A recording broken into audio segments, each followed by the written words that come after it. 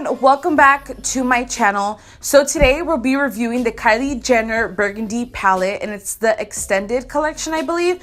So I'm super excited to bring you guys this palette. If you guys did not know, she did launch two new palettes to her collection, which was the peach extended palette and the burgundy palette. Today we'll be reviewing the burgundy palette. I do have the peach palette coming for you guys as well. I have it here with me. I purchased both of them when they launched on Friday the 26th because that's when she launched. I was on there like add both to the cart at 3 p.m. So you guys, I'm super excited to bring you guys this video. So if you guys are interested in seeing how these eyeshadows apply, then keep on watching.